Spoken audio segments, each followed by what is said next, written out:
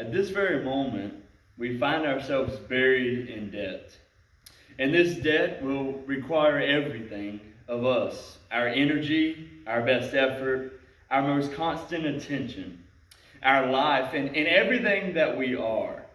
Yet, this type of debt is not a debt that's related to your finances or a sentence of time, but rather it is a debt that God Himself has placed upon our shoulders. It is the debt of authentically loving God and loving one another. Look with me in the book of Romans, Romans chapter 13, verses 8 through 10. Starting in verse number 8. Owe no man anything but to love one another. For he that loveth another hath fulfilled the law. For this, thou shalt not commit adultery, thou shalt not kill, thou shalt not steal, thou shalt not bear false witness, thou shalt not covet. And if there be any other commandment, it is briefly comprehended in this saying, namely, thou shalt love thy neighbor as thyself. Love worketh no ill to his neighbor. Therefore, love is the fulfilling of the law. You see, today we are under an obligation to love because of God's love. Jesus Himself placed a high premium on this call to great love. And He urged His disciples towards greater and greater manifestations of love. And He claimed that the world would know His followers by the way that they loved. John chapter 13, verse 34 and 35. A new commandment I give unto you, that you love one another as I have loved you, that you also love one another. By this shall all men know that you are my disciples, if you have love one to another. The way they loved would set them apart from everyone else. And I want to live and love in a way that pleases God and shines a light to a world that is in desperate need of an encounter with this loving God. And then the world needs to know that someone cares, that someone loves them, because the lost are love-starved. They are searching for love in all the things. They're searching for love in every little thing, but all of those things, that love will fail them. Any love that is apart from God will fail you, because the love of God is like the love of one who sticks closer than a brother. And let us never take for granted that kind of love, the love of Jesus Christ, the love that never fails you. In Him, in God is love, because God is love, and He is the source of all love. And everything good and lowly flows down from Him. Like a great waterfall that is cascading down from a cliff, God is pouring out His love upon His people. And as we partake in this great love, we are then able to spread that same love to others. The people of God are to be like a cup that is overflowing. They are spilling out goodness and love as they are being poured into by God Himself. A cup that is overflowing is a cup that is being continuously poured into. Understand this, that this is the idea of someone who is consistently choosing to remain in the presence of God. Someone who is not just satisfied with one encounter, but who is abiding in the continual, loving presence of God. So in the first half of verse number 8 of our text, we see Paul's exhortation to the group of believers in Rome. Romans 13, verse 8, owe no man anything but to love one another. Here we find the believer's debt to love. In our text, Paul is encouraging the church in Rome to not become entangled in debt to anyone, except for in one thing, and that one thing is love. His command is to abstain from the debts of unnecessary obligation, of financial restrictions, but rather to consider yourself in debt to one another in love. This debt of love is one that esteems another above your own self. And we have to ask this question, what is love? If God is a God of love and we are called to love, then what is love? Love is an act of the will. It is a decision to carefully and compassionately regard someone else. It's not reliant or dependent upon emotions. Emotions are great, but we've talked about this before. Emotions are fleeting. They're here for a moment and they're gone the next. Why are 40 to 50% of marriages ending in divorce? It's because that couple was chasing an emotion, a spark, and when that spark died out, so did their commitment. Love, biblical love, especially love within the home, is more than an emotion. It is a commitment to someone else, a commitment that requires everything of us. It is a debt to love. And oftentimes that goes against the grain because we have this propensity to turn inwards, that I would rather worry only about myself. But the love of Christ radically changes our understanding of love. And now, instead of just loving myself, we are now preferring someone else. We're preferring another over our own self. This is a sacrificial love. And how does this debt to love involve me? And how does it involve you? Does God really care if I choose to love or not? Well, we'll see in the rest of verse 8 and in verse 9, we'll see that God has decreed us to love. There is a decree to love. Look with me back in verse 8 and verse 9. So he says, owe no man anything but to love one another. For he that loveth another hath fulfilled the law.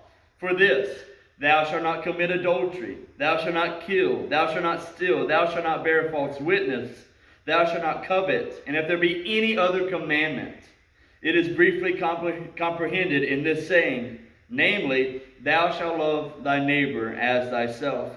Paul is revealing to the church in Rome and revealing to us today that all of the commandments are fulfilled in this one command to love our neighbor as ourselves. Loving others is vitally important to our Christian witness, and the world will know us by our fruit. Matthew chapter 22, verses 36 through 39.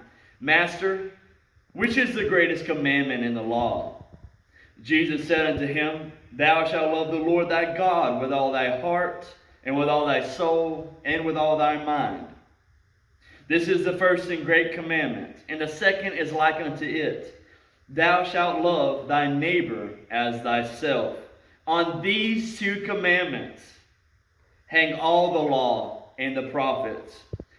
You see, God's love is at the heart of every commandment. You deal with theft, adultery, murder, lies, and all the rest. All of those will result in your own harm.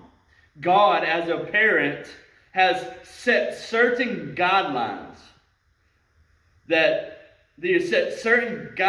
down for us that if we will follow those, we would remain safe, that we would remain in His good favor, that these would be guidelines that we would walk according to, that these commands would keep us within the lines of the road.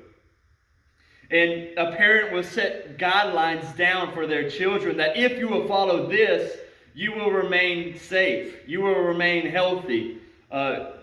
Because really just points to this, that God has your best interest in mind. And every commandment of God was given to teach us how to love God and how to love others authentically. As we love, we fulfill the purpose of the law. This new law of Christ is a law of love that challenges us to step outside of our comfort zone and to genuinely love our neighbor. It is a sacrificial love, and the kind of love that Paul is pushing us toward is a love that most importantly pleases God.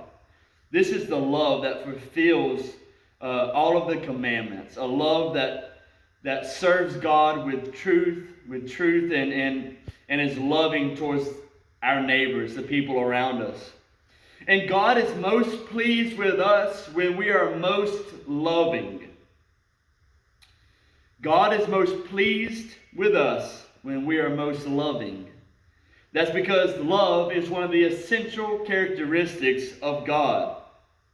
And through this decree to love others, we fulfill the law of Christ and please God. But what does this kind of love produce in my life? This genuine expression of love that pleases God, what does it produce in my life, and why should I love someone else above myself? Well, Paul urges us once again to participate in this life of love. Ephesians chapter 4, verse 1 through 3. I, therefore, the prisoner of the Lord, beseech you that you walk worthy of the vocation wherewith you are called, with all lowliness and meekness, with long suffering, forbearing one another in love, endeavoring to keep the unity of the Spirit in the bond of peace. He gives this list, and right in the middle is the key to performing all of these things. It will be motivated by our love for one another. And that'll move us from point number 2 to point 3, that there is to be a desire to love. In verse 10, we see that love worketh no ill to his neighbor. Therefore, love is the fulfilling of the law.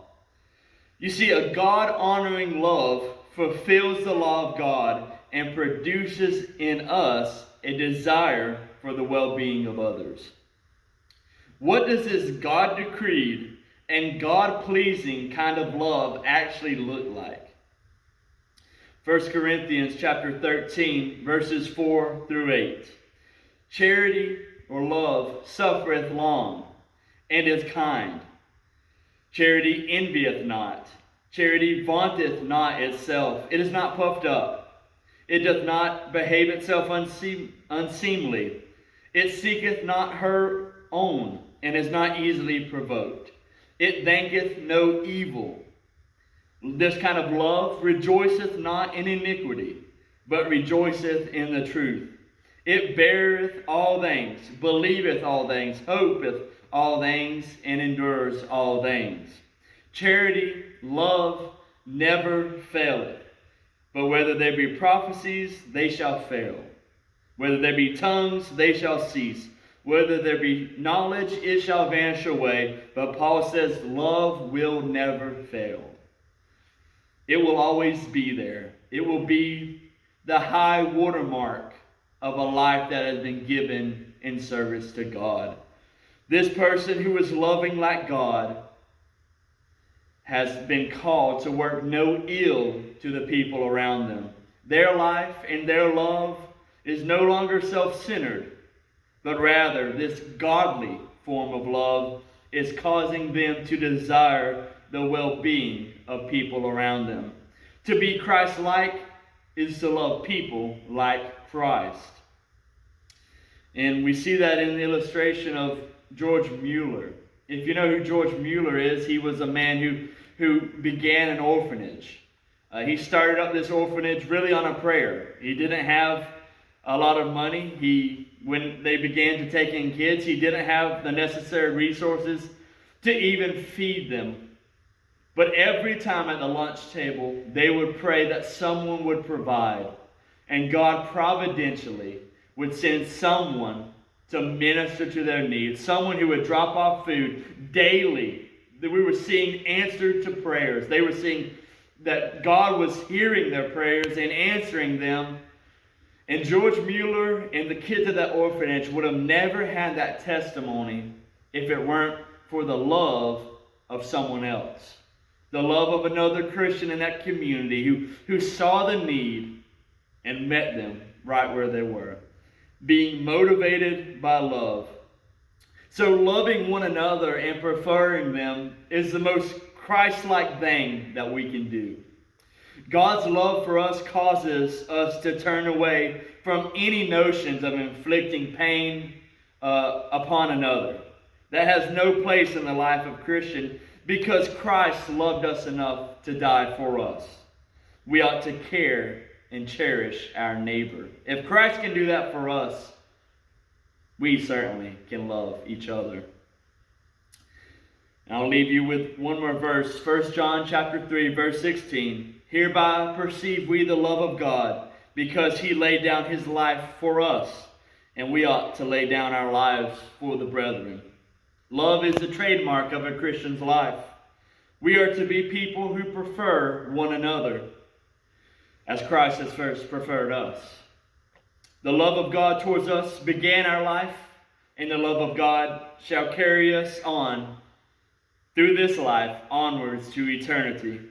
How out of place would it be for someone who has lived their life in the love of God to never show that love to others? We are loved, therefore, let us love. Love in the life of a Christian is as critical to their identity as a light is to the lighthouse. There can be no genuine Christian who does not love, for those who know God know that he is a God of love. As we love one another and the world around us, we can have total confidence that we are fulfilling the law of Christ and pleasing God in our day-to-day life. Well, let me exhort you one more time to love one another.